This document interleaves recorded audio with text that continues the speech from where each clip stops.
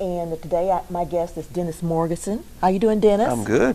How about you? I'm doing great. It's wonderful weather. It is. I love it. Yes, indeed. It's always a good time to plant things when it's warm, It I is. think. Well, it's not so warm in here. Yeah. But outside, though, Outside's nice. outside it's warm, and then it gets a little cooler, and Yeah. whatever grew while it was warm dies. And Well, so far we're doing okay about stuff budding out too early. A few bulbs and stuff are up, but they can take it. But we're more worried if we get up in the 70s, which they're talking later in the week and the weekend. If it stays like that for a week or two, then we could have problems with some fruit crops starting to bud out too early. Right now we're okay. Okay, we're okay right now. We're all right. Okay. Well, I want to also say that Dennis received the Agricultural Achievement Award for 2017 in Washington County. I did, from the Chamber of Commerce, Yes. and I was very pleased to get that. It doesn't come along very often when you get recognized publicly, so I was really happy to receive that. Okay, and it was really great to see you out there as a superstar. Now, we already knew you were a superstar because you're always helping us with things that we have. And I sort of brought you a situation that I have, a personal one here, and you said, oh, okay, I'll help you with that, not a problem. I have a poinsettia plant from Christmas that's still looking pretty good. Yeah, well, now, it looked better a week ago, somewhat. but the leaves are the leaves are starting to fall on this, and I'm thinking that I'm probably not the only person who has a poinsettia that hasn't completely died yet. Right. You know, they're still hanging in there. And I've sort of grown to like it. You know, it's a little color in the living room, you know, and God, people are still, when they come through, they say, wow, your poinsettia is still alive? You know, so I'm starting to feel that this one's pretty special. But you're going to lose your color today. I'm going to lose my color. I'm going to lose my color today to save its life. To save its life and to save help its it life get and going for okay. next year. Okay, well, you tell us what we need to do. I'm going to hand this Okay. over to you. It came in the little gold wrapping there, Right, and we're gonna take that a out. plastic pan. Right. Now, Plastic usually pot. when the poinsettia, people think these are the blooms. These are actually not the blooms. These are actually called bracts, and they're modified leaves that turn red. And the little blooms were the little yellow things you saw in the middle of that, and they've all fell off now. Okay. But these are just colored bracts, and it's just for show for that plant to get insects to come to the flowers. But we like the colors of them, so we Yeah. grow them, right? Yes, in And- different colors. Yes. You got the pink, you got the red, the white. Some mixed ones, jingle bells and Yeah. peppermints Yeah. and all that. But the real thing with these they are, believe it or not, native to Mexico. Oh. And they are a tropical plant, which you would expect coming from Mexico. And they got their name because the guy that brought them back to, I shouldn't say brought them back to America, but brought them to the market, his name was Joel Poinsett, which Okay. poinsettia. Poinsettia. All right. Usually I wouldn't do this, but this soil is kind of not real well. So what we're going to do is we're going to knock some of that off, and we're not going to use that. This is kind of probably built up a little bit of salts and things where it was, growing. We're not going to knock it all off. We're going to knock some of it off just to kind of get that root system Okay, now what rejuvenated. what did you see on there to tell you that it wasn't real good?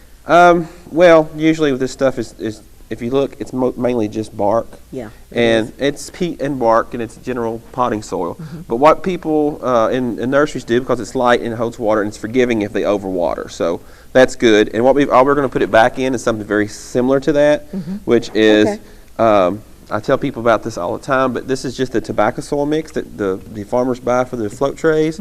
It works just fine as a potting soil, and it really works really fine for us to start seeds in. You can see how fine it is, Yeah, and it it's a is. lot cheaper than buying the little bitty bags at the box stores when you can buy a big 3 cubic foot bag for like $12.50. And you get a lot more bang for your buck that way. So we're going to use that. So I just got a regular, clay pot here. Kind of got a little bit of patina, I call it. It's from salts it builds up, which is, it's clay. It's supposed to do that. So we're just going to put a little bit of soil in the bottom of this, and we're going to plant it right at where it was originally. So we're going to put it down in there, get those nice loose roots down in there that where it can get going back in some fresh soil. And all we're going to do is push it around, just like you would expect to do. Make sure we get it down around the edges. And you don't want to go too, we could have went up another size on the pot.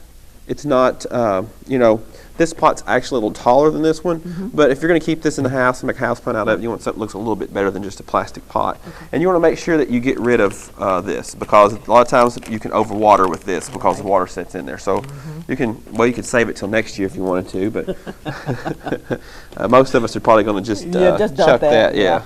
But anyway, we're just going to do that. We're going to pot it up.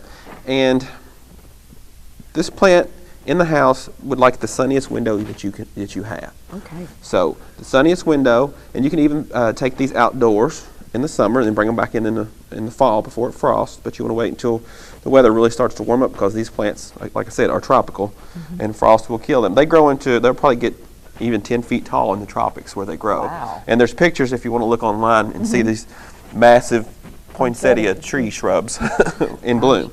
But they naturally bloom as the days shorten. Whenever it gets less than 12 hours of daylight, which is more than 12 on dark, it'll start to grow these bracts and color up to bloom.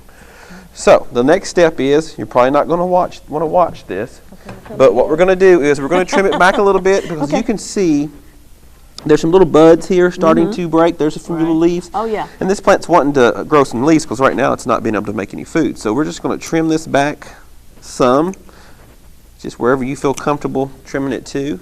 And I'm going to trim every one of them back. That way we'll get some nice lateral buds to break off of these. And you'll probably see growth on this within 5 or 6 days. A little, you'll see these ones that's already on there will break. So definitely you want to go ahead and water this. We don't have water right here, but and you want to water it until you see water coming out of the bottom. And that's every time you water, and only water whenever it's, it's dry, about an inch down into the pot. I wouldn't start fertilizing this probably for another month, and then after that, maybe every 2 weeks, just give it a little bit of Miracle Grow, as long as it's in a sunny window. You will notice that it is bleeding. You can see the milky substance there. That is from it's called a euphorbia when it does that. And believe it or not, usually the plants that make that are a little bit poisonous.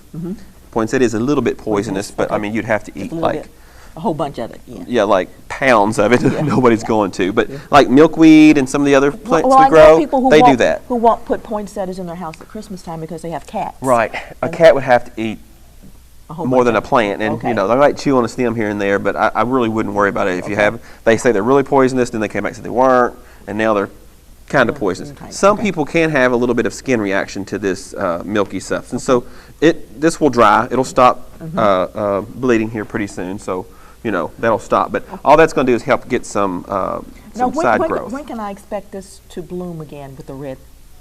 Okay, you're going to let it grow all the way until sometime in, let's say, 6 weeks. It usually takes 6 weeks for them to color up. So Christmas, if you want it to bloom at Christmas time again, we're going to count back and say the 1st of November, mid-October, you want to start thinking about making sure this doesn't get any light at night. So sometimes if you've got it sitting in the house and you turn the lights on, that'll stop it from blooming, because it messes up the photo period. So what a lot of people do is just set it in a room that you're not going to be in at night. Usually, and as long as it gets less than or more than 12 hours of dark, then it'll start to color up on its own. Naturally does it. That's why we grow it for, it ended up being a Christmas plant, is because that's when it naturally blooms. Fantastic. Well, that's great. And for anyone out there who has any questions about this, what we did today, can they contact you? They certainly can. Sure. And I forgot to tell you that he is also a master gardener. Coordinator. I teach and do the master gardener. If anybody wants to join and come and do that, we're probably going to do a class in the fall. So get ready. Get ready. Yeah. For that. Okay. Well, that's great. I know we have one more thing you're going to show me today. Yes. This is something we just had a class on back 2 weeks ago. This is a process that I found out about a few years ago. It's called winter sown. And all you do is you save your milk jug or 2-liter pop bottles, any of that kind of stuff. And we can actually plant seeds in these and set them outside now. Wow. It's the easiest way I've ever found, especially to do perennials and some of those things. Definitely you want to poke some holes in the bottom, because you want it to be able to drain. We're just going to cut a few holes in the bottom. The beauty of this is you don't even have to water these after you plant when you do it this way, because you're just going to wait for nature to do its course. So you'll see the handle. I like to leave a little bit of that connected at that handle, just to make sure that it's easier to take back shut. So we're going to start that. I think the scissors may do better. And we're going to cut about 90% around the edge of it. You want to leave, maybe 3 or 4 inches for soil. And it doesn't matter if you cut it straight. I told somebody the other day that plants don't care if you cut straight or not. As long as they've got something to grow in, they're happy. Okay, so I'm going to leave that little piece there where we can just bend that back. That way, when later in the year, it's going to help us too when you start growing some plants in this. So we're going to bend that back. We've got our holes cut. So we're going to put some soil in there. Say about 3 inches or so. Okay. It's up to you totally. The more soil you put in there, you know, the heavier it's going to be, but the more soil you use. And me, you know, I'm going to try to be a little bit stingy with it if I can. That way I can start more plants. Sure. You know, you never have too many plants. All right. So with this class, we did native wildflowers. Sometimes they're hard to get started. And a lot of times when people buy seeds, they buy the mixes and they end up with more weeds than they do flowers. Yes. So I just ordered the seeds separately. That way I just got single varieties. This is rose milkweed. If anybody's familiar with monarch butterflies, Yes. milkweed's the only food that they eat. So everybody should plant as many milkweeds as they can and keep them, you know, they're in the fence row, let them grow. Yeah. You know, some people don't like them because they're weeds, but they're really pretty and we get butterflies out of them. So we just got the seeds here and we're just going to put in maybe 5 or 10, 15 seeds in there. And if you look at these little seeds, they've kind of like little wings on them. If you ever seen a milkweed bloom, when they open up, the pot opens up, there's a little piece of almost like cotton or fuzz on this, and they'll blow in the wind, and these little seeds will land and get started. This is a rose milkweed, there's several varieties of these milkweeds out there, but this is one of those that's clumping, so you don't have to worry about it spreading all over your garden. But as a general rule, when you plant seeds, you plant it twice as deep as it is thick, so it's a tiny seed, so all we're going to do is just barely stick those underneath the soil. And what I'll do usually is just kind of sprinkle them around and then put just a little bit of a handful over. I think that's going to be enough. Well, let me see your pack again. So this will show us what they're going to look like. Well, no. This is not. This is not. This is them? not the milkweed. This is coneflower. This company just puts random pictures on their packages. But that's what I told them. You had to make sure you look at the name. Look at the back. Yeah. Okay. So anyway, we're gonna put maybe a 1/8 of an inch of soil over these at the most. And the beauty of this is now all we have to do. You can throw your, I don't say throw your tops away, but the tops from these, you can save those because some of the schools are saving those to make benches out of. So I know Glasscock and Lebanon Elementary, if anybody's out there listening, they'll take those. So we're going to fold this back down, and then we take some duct tape. Duct tape works better. It's for everything, isn't it? Yes. What did we ever do with duct I don't tape? know what we did with it without it. So all we do is we're going to try to line this back up, and if it doesn't want to line up, that's okay too. The plants don't care. But we're just going to tape this back over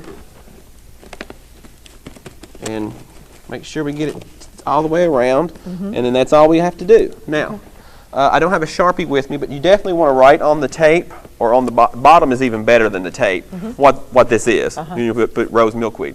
So, we've got that planted, right?